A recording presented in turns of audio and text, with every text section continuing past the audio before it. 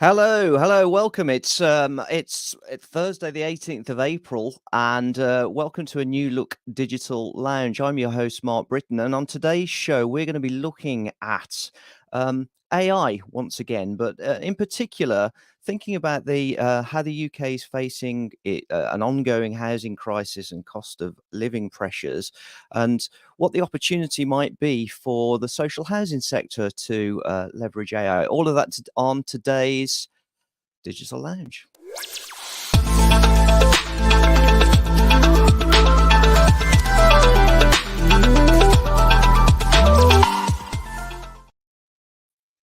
Welcome. Joining me today, we've got Kira and Ollie from Crimson. Welcome both. How you doing? Good, Simon. Thank you. Yeah, good stuff. Good stuff. It's good to have you both on the show again. Ollie, you've been on it a few times now. A slightly new background. We know Ollie's having a few problems today technically. So I suspect we might see him come and go on today's show. But Kira, I'm sure between us we can kind of work something out with the questions. I mean, just to give a bit of context before we go into the questions, if I may, you've got quite a lot of background in the social housing sector, haven't you? What's your sort of background with that? Yeah, I have indeed. I mean, I've been in or was working within social housing associations for about the last 12 years. And then most recently, the last 5, working with technology providers that are providing technology and digital solutions to housing associations. So I think background wise, having worked operationally in housing associations, sort of really understand some of the challenges, the processes that they do. And most recently, just sort of, again, my passion, really believe in the value of social housing and the difference that it does make in our communities as a board director at a housing association. So seeing a different side, sitting on the more strategic side, sort of really supporting around corporate plans, priorities, and sort of being that steer at the board level to help the organisation as it meets some of these challenges that all housing associations are facing, as you said. Cost of living, development, new builds, the damp and mould, the fire and safety, and the new regulations that are coming from the regulator. And I suppose amongst all of that, we know, I mean, Ollie, you've been on a few of these calls now. AI keeps coming up. Microsoft are really promoting Copilot. Everybody's talking about it. The reality is very few people are actually doing it, of course. But AI isn't actually that much of a new concept, is it, Kira? No, Ollie's gone again. No, it's not. I mean, AI's been around for. I mean, if you want a history lesson, I wrote a bit of an article on LinkedIn. If anybody wants to look at it, around the history that takes you right back. But I think that the word or the phrase AI dates back to 1956 when it sort of came out as artificial intelligence. It's been around for a long time, and I think. When we look at social housing, I think elements of AI have been used across the years. Some are dabbling in it, some are more so. But I think you're absolutely right. It really is a buzzword at the moment, and I think it's really important to kind of just maybe focus a bit on kind of what is AI. Because the term is bandied around quite a lot. And I think most people technically know it's around sort of simulating human intelligence to machines so that they can kind of learn and think like humans. And, my own sort of way of describing it is just that. It's really training computers and systems to think and help understand like humans, which is great as a kind of way forward. But I think AI comes under sort of 3 main sort of subheadings, which again people may or may not be familiar with. Machine learning is kind of one of the areas, which is where sort of algorithms are trained on data to make predictions or decisions without actually being explicitly programmed to do the task. Natural language processing is one of the other areas which we're hearing a lot more about nowadays, which is kind of getting computers to understand and interpret human language. So for years, we've known a lot about development language and all these weird brackets that you get in code and everything. But actually, the kind of natural language processing is how humans talk and explain things. So how can computers do that for us?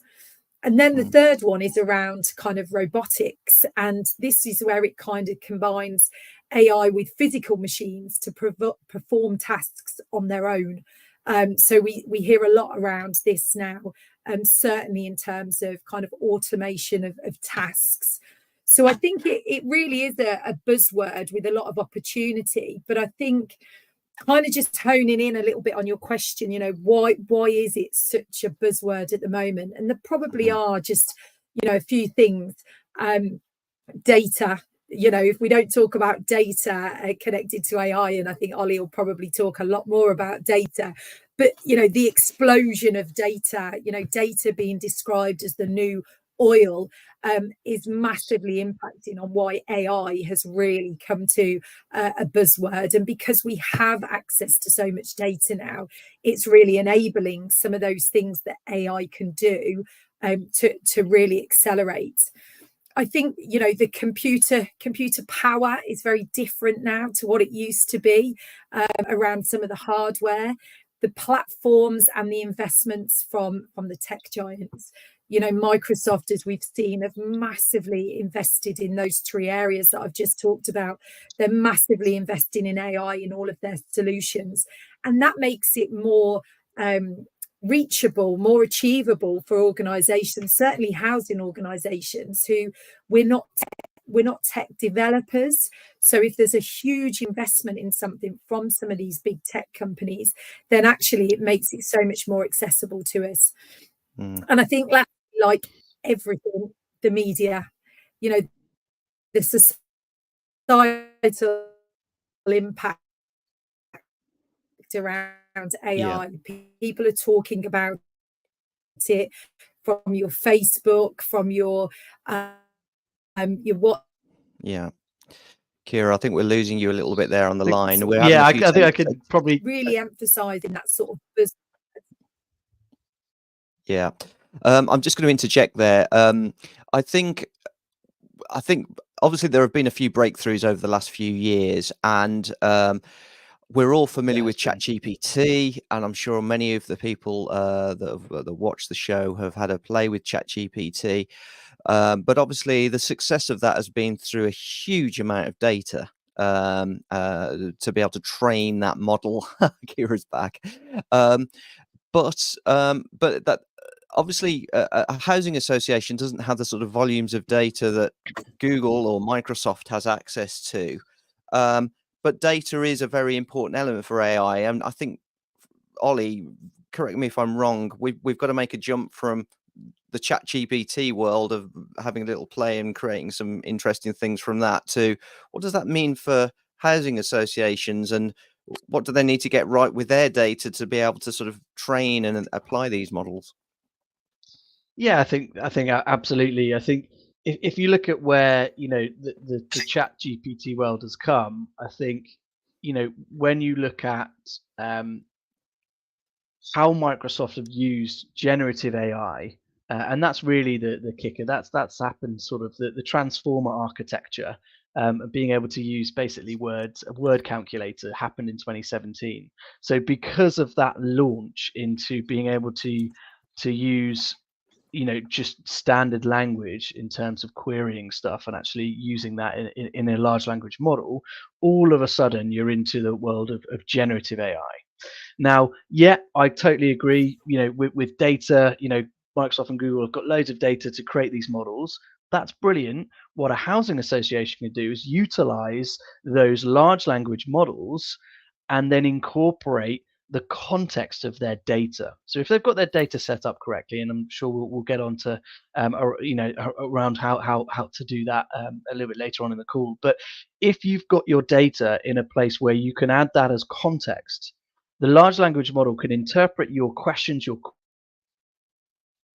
and then work through using your data as the context, the answer.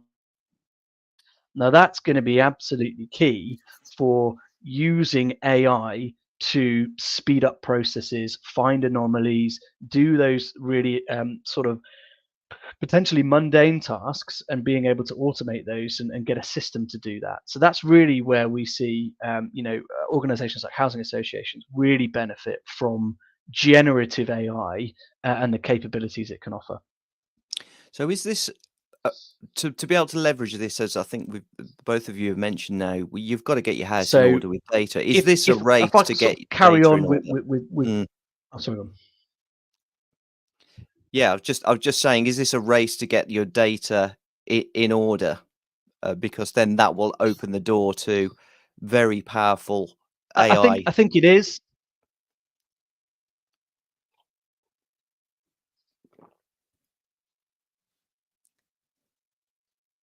Okay, it looks like there's a bit of a delay on the line. I think so. So I had I was listening to a really good podcast the other day where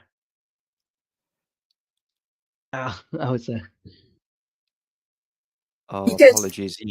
Yeah. There's quite a lag from sorry. when I say something and then it interrupts Ollie when he's about to speak. Kira, I don't know whether you can pick up on that with just what housing associations really need to be thinking about with their data. Yeah, I mean, I think housing associations are looking at data. They know that data is so important. The regulator has reinforced the fact that good quality data is going to be key to delivering good services and quality within social housing.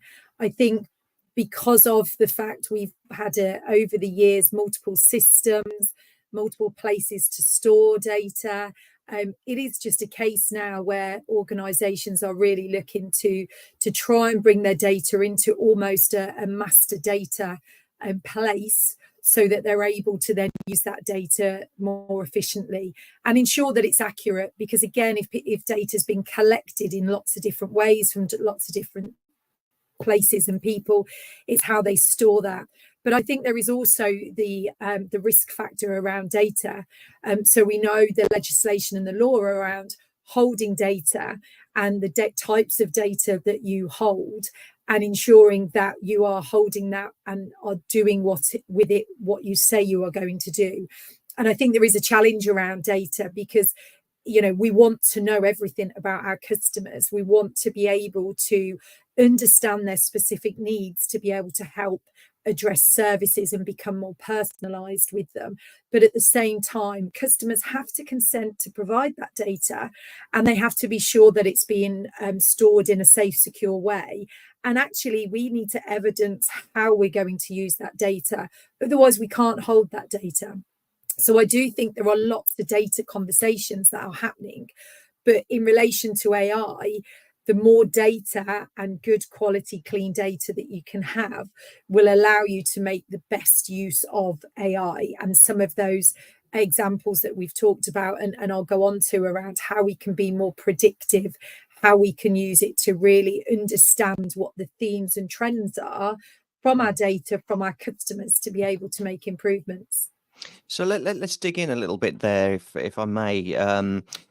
There are lots of different areas across a housing association where they may want to apply this, and as you say, there's an ethical consideration there as well. But let's take the case for customers and better managing those relationships with customers. Where do you see the opportunity for housing associations there, Kira?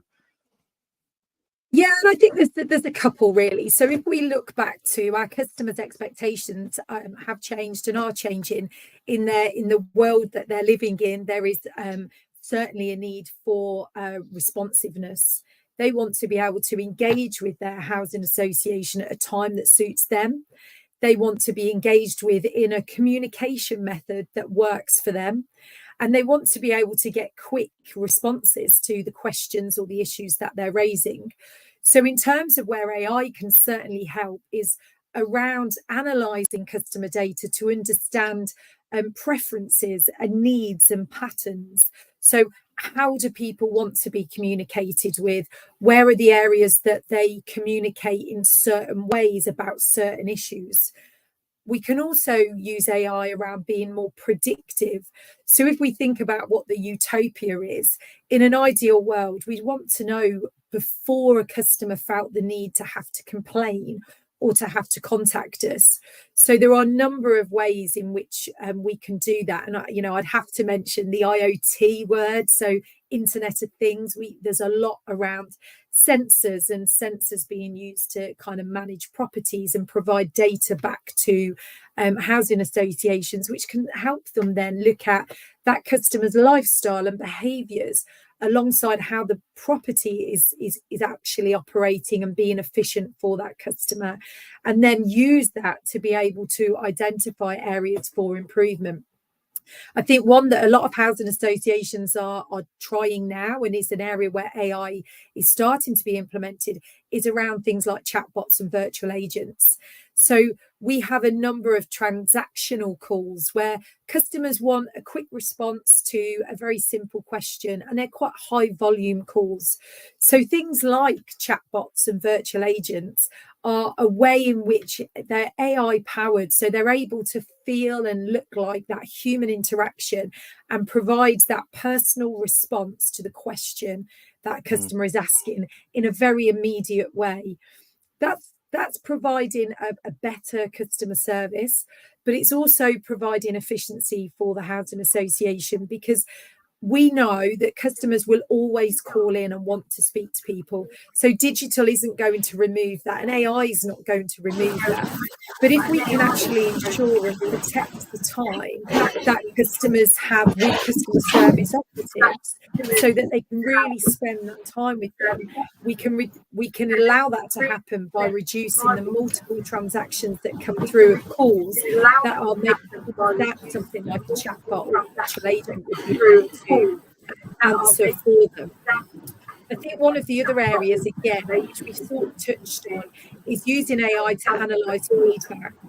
So we know that with the new complaints regulation, there is a huge emphasis on really making sure that the complaints process and the way in which housing associations deal with complaints is meeting that customer satisfaction. So by being able to use AI to really automatically analyze that feedback across all the different platforms, to be able to pull in areas that need improvement, they will be able to proactively start addressing some of these areas. I think it is worth saying that a lot of the things we're talking about, housing associations do and have been doing. So housing associations analyse their feedback now anyway. They create improvement plans. But where the AI tools can really help them is by removing an awful lot of that manual processing that takes place, and that kind of very one lens approach where AI is bringing in all of the models and all of the different ways to be able to analyse that feedback and give them a lot more insight into where improvements and positive things can be done. Okay, thank you, Kira. Apologies to everybody listening today. We are having a few technical problems. Ollie's appearing and disappearing. I don't know whether there's a delay on the line.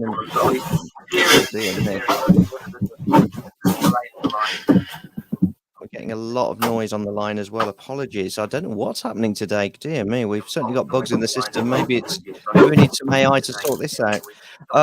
Ollie, lots of different opportunities there. Where are some of the quick wins?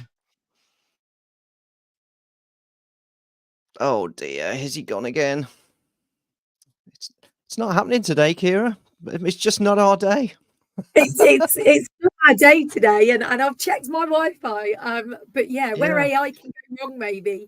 But yeah, I think there are lots of opportunities for quick wins within housing. I mean, we've mentioned lots of different sort of examples, and I think one of the key areas for me is around reducing the admin tasks that housing associations do. So there are a number of tasks that we have to do as a housing association, and what we have to remember is people came into housing to work with people and to generally help and make a difference to people in our homes.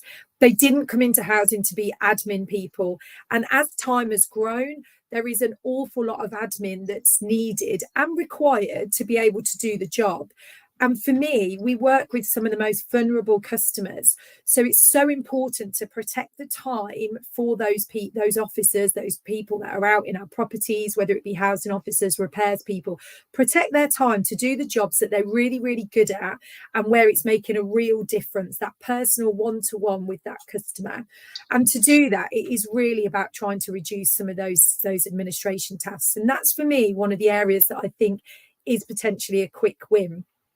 Things like automated document management, where AI can really help with kind of streamlining that document management and can extract, some of the things we've talked about, natural language processing, where it can actually reduce the need for manual data entry from documents, and it can actually do that for you. So if we think of somebody that might have gone out and done a visit or might have signed up a new tenant, potentially they're having to input, or somebody's having to input a lot of data into the system, whereas actually some of the AI tools now can really do that for you, and that would free up that time then for more time to be spent one-to-one with the customer than actually completing and using the forms and updating lots of data.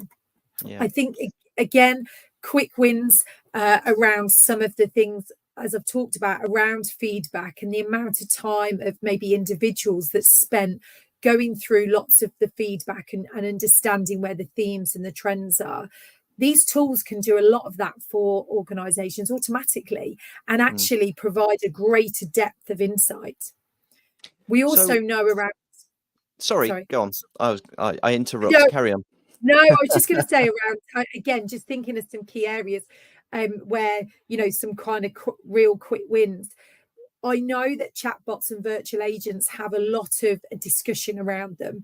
Some organisations say that customers want to speak to a person. And we all know ourselves that actually, I'd rather speak to a human than have to go on a chatbot or listen to an automated voice. But I think the advances now in technology and AI have made that experience better. And certainly when I've spoke to customers, and I am lucky to be able to speak to customers through part of an insight committee, is for some of the very quick, simple questions that they want answering, they actually are okay with using different methods if it means they get the answer straight away that's the right answer to them. For example, how much do I owe on my rent balance? They're more than happy to get that in a very quick way, and that might be by a virtual agent or a chatbot, because it means they can do it at a time that suits them. Where there is a little bit of resistance is that actually when they've got quite a complex call, they just want to speak to somebody, and there are customers that are more vulnerable and need that. So I think for me, it's about, as organisations, is really thinking about where some of your business challenges are. And certainly I think it's around the admin side and where automation can play a part, but also where you can meet some of those customers' requests in a more efficient and quicker way. And I've mentioned rent balances as an example, or when's my repair going to happen, where you can use the AI tools to really get some quick wins. Because if you can kind of shift some of the communication to a certain different avenue, then you're able to invest that time with some of the customers that need it maybe more.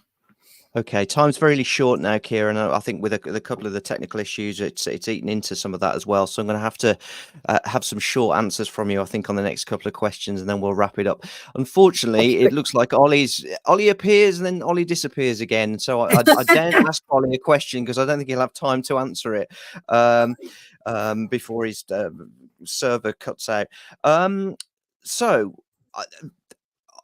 There's a danger here, isn't there, with AI, that if some housing associations really go for it and they get their data in order, they start to introduce AI, there's bound to be efficiency savings. What happens if you don't get on board with this? What's going to happen in the market? Yeah, and I think it's a really interesting question. I think, by not adopting AI, does it mean a housing association is going to fail? And I think the answer is not necessarily. However, you've touched there on efficiencies. There is only a limited amount of money and income to a housing association, and they want to use that in the best way to be able to support their customers, whether that building new homes, whether that be around repair of the properties, whether that be around the additional services they provide. So actually, by not adopting some of this AI and some of the tools, then they are going to have to find themselves not being able necessarily to deliver maybe the whole suite of services that they want to deliver. I think it does, with the regulation that's really pointing towards getting better data around really ensuring that you are using that data and analysing that feedback and making those improvements. I think organisations will find themselves, that will be more difficult to do. So there are going to be organisations, certainly the larger ones, that will be really driving ahead with this. But I think where there is real advantages in this sector is that we are and can be a very collaborative sector. So I think where some of the larger organisations are starting to use this AI and really trialling things and starting to see benefits, that they share that to enable some of the smaller organisations to almost adopt some of the ways that they've been doing things and how it could really benefit them. So I think there's an opportunity. So, they will be left behind from a customer perspective, but I think that there's opportunities for everybody to really get involved with this. Okay, I'm going to take a bit of a gamble now, and I might ask you a question, Ollie. You've been having real difficulties. Yeah, apologies, guys. It seems Not to worry. It's at the session. Yeah, the joys of working from home, right? It's fine. Kira's done a stellar job in answering lots of questions, but it looks like you might have a more stable connection. So I'm gonna risk asking you a question now. So, what do you think housing associations need to have in place to pilot AI? What do you think what's the foundation?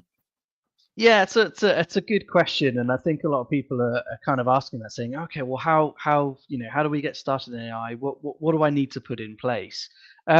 It's a tricky question to answer, to say, okay, well, do this, do that, do this, do that. I think it definitely, you need to have a look at your systems. You need to have a look at your processes and identify those areas that there is room for automation, or room where we think generative AI and AI can actually sort of help and assist. Obviously, us as Crimson, we lean on the Microsoft stack, and I know that Kira will have been mentioning things that Microsoft are doing. Certainly, Copilot is banded around all over the place. If you haven't heard of Copilot, you've been living under a rock for the past couple of years. But so, how do you get ready for Copilot? It's trying to find and understand those initial use cases of where you can get started in a controlled area. Now, we've heard a lot of horror stories around just opening up chatbots to your customers, and then all of a sudden, you can get some horror stories. I think there was an airline in Canada, I think it was Canada Air or something like that, where the chatbot invented a brand new refund policy, and obviously they had to go back on some of those things. So I think you have to be careful, and you've got to be controlled. There's a lot of things around responsive AI, and there's a lot of things that you need to do. But I think finding the right use cases to test out the technology, it is absolutely the first thing to do. I would look at some of your back end processes, or some of the areas in which you need to perform some really good automation. Where we've seen it really good in housing associations is actually using some of the out of the box elements that come with Dynamics 365 for customer service using Copilot. And a couple of things that they add on to the actual product, so you don't actually have to pay for any more, is around helping agents being able to very quickly generate email responses to customer queries and concerns, but also looking at existing data within the system, say it may be your knowledge base articles or some of those areas, and actually trying to actually look at finding a way in which you can resolve a problem first time. So those sort of things. So looking at those areas and planning to implement that. If you've got Dynamics 365, brilliant. Copilot can be a part of some of those modules we've already purchased. If you're not using Dynamics 365 and say you're M365 world, then there is also Copilot in there, and it's looking at how how you can actually bring that to life with some use cases. I'm sure you guys have talked about it, but data is absolutely the key. It's kind of, if you're looking at embedding Copilot within your customer service, if you don't have a very good structured way in which you're managing your knowledge base articles now through some sort of SharePoint library or a knowledge base technology, it's going to be really difficult for the AI technology to consume that information, understand it, and be able to produce something that's useful. So you do need to start and having a look at your data, where it is, how it's marshaled, how it's governed, how you can categorize those, and how the AI engine can use that data to answer the questions you're asking. So that's really one of the most important That's parts. the big takeaway. So I think thanks, and it's great that the line's stable for now. I hope I've cursed it. We are running over, so I'm going to just wrap up with this sort of final question. So lots of different opportunities there, lots of different areas. Kira talked about areas to help with customers, with admin. Where do we start? Which AI initiatives do we prioritize? Where do we begin? Ollie, I believe have a workshop that can help with that. Could you just talk around that for a moment? Yeah, absolutely. So, one of the things that we've seen within the marketplace is that need for us to sort of showcase the technology. So, what we offer is Art the Possible around some of the technology that Microsoft are currently offering within the Dynamics 365 space. That would be 365 for Copilot, Dynamics 365 for sales as well, and actually using those modules and actually creating an art of the possible. Now, what do we mean by art of the possible? We kind of mean that we come with some technology, and if you come with maybe some of those areas within the business that you can see, and that there are pain points, or that we have a feeling that this might be ripe for AI generation to improve the process, we can then collaboratively come together. You guys bring your business knowledge and your expertise, we bring the technology and that expertise, and together we can mix them in a melting pot and come up with some ideas around going for a pilot or a proof of concept to see how we can utilize this technology. So really we're looking at doing some of those elements to actually get to what's known as a pilot. If we get to a pilot, then Kira, who's got some really good contacts within the Microsoft space, comes along, and actually we can provide some funding to actually do a Copilot or a generative AI Copilot sort of mini proof of concept or a pilot, and that's something that we think would be really, really useful for organizations to do. And I think trying to get some of your colleagues on board with this, that maybe it's just out of their sphere of understanding, that these kind of workshops are useful for that as well, just to get that buy-in, are they, Kira? Yeah, I think so. And I think for me, for housing associations, there's just a couple of points: is understand within the organisation what AI means to you as an organisation and what are the key areas. And that's something which we can help with, or internally your teams may be aware. But it is, AI is bandied around as a word, but what does it mean to you as your own organisation? Then, as Ollie said, it's about understanding those key areas that might be sort of back office processes, but speak to your people. What are the biggest challenges they have? What is preventing them delivering maybe the best customer service that they can, or the time that they need to spend with customers? What are the things that are their challenges? And then from that, it's bringing those then to the workshop and looking at them. But the primary takeaway is to really understand the business value to doing it.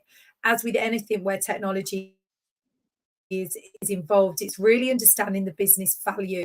And I think with AI, you are onto a bit of a winner, because if you can save time or make efficiencies or do things quicker, increase customer satisfaction, those types of business value, those business benefits are really key to getting that business case and the real business and the boards really signed up to this, to be then able to continue to roll out within that kind of way. Fantastic. So if you are interested in the workshop, I'd encourage you to go to crimson.co.uk. You can use our contact form, or you can you'll find the button all over our site around requesting a discovery call. That's just a 15-minute call with one of our consultants, and we can talk through a little bit more around what that workshop looks like. But yeah, proving very popular. Kira, Ollie, thank you so much for joining us today. I know it's not been an easy one today with the technical issues, but we soldiered on, and Kira was an absolute star covering that a little bit. So I'm pleased about that. But Ollie, it's always lovely to have you on the show and sharing your knowledge as well. So thanks both. I'll leave it there for today. So we've got some more podcasts coming up, not just in the social housing space, but higher education as well. Look out for those.